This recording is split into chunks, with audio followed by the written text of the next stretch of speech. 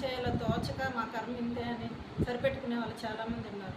దాన్ని అధిగమించి మీరు ఇంతవరకు వచ్చి ఈ ఆఫర్ ఏదైతే వీళ్ళు ఇచ్చారో, ఏర్పాటు ఏదైతే చేశారో ఆ ట్రైనింగ్ చక్కగా తీసుకొని ముందుకు ఇంతతో ఆపేయకుండా దాన్ని ఉపయోగించుకొని ముందుకెళ్ళి దాన్ని మీరు ఒక జీవనోపాధిగా నిలబెట్టుకొని ముందు ఇంకా ఇంతటితో ఆపేయద్దు. ఇంకా దాంట్లో అడ్వాన్స్డ్వి కూడా ఉంటాయి కదా, అల్లికలు కుట్టులు ఇంకా ఉంటాయి, వర్కులు ఉంటాయి. అవన్నీ కూడా నేర్చుకొని మాకు కూడా వీలైతే నాకు కూడా చేసి పెట్టండి.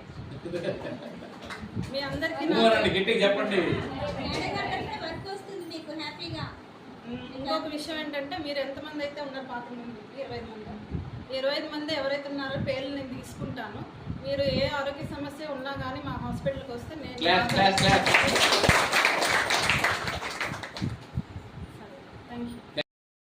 మీకు సురేంద్ర గారు ఇచ్చిన అవకాశాన్ని సద్వినియోగం చేసుకొని మంచిగా దాంట్లో ఇంకా పైకి ఎదగాలని కోరుకుంటున్నాను.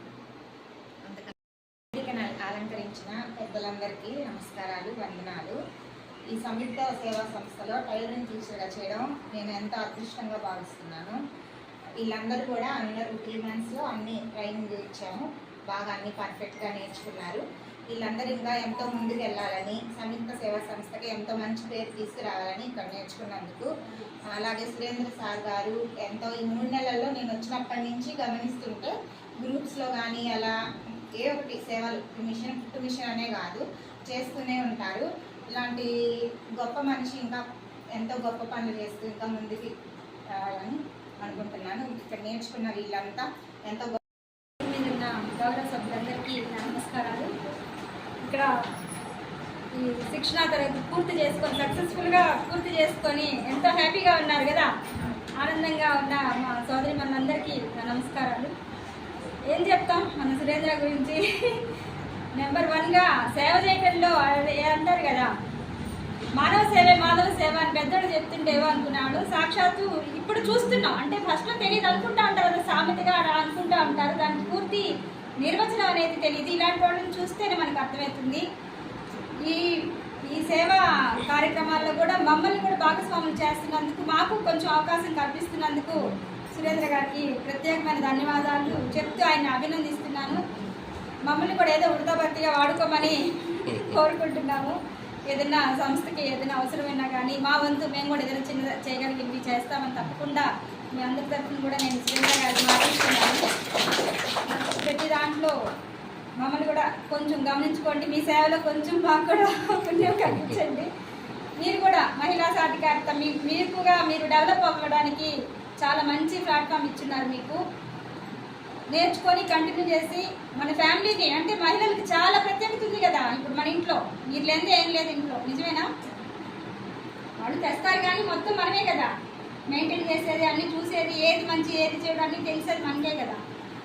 చాలా మహిళలు అంటేనే పెద్ద పవర్ అని అనుకుంటున్నారు అందరూ, నిజమే. కానీ దాన్ని మనం కూడా నిజమే కదా, మన లేదే ఉంది చెప్పండి. మన తర్వాతే కదా వాళ్ళు, మనకు తెలియదంటే ఏముంది కదా. మన వంతు హెల్ప్ మన కుటుంబాన్ని మనం కూడా చేసుకోగలగాలి కదా. అందుకని మీకు మంచి అవకాశాన్ని అయితే ఇచ్చారు.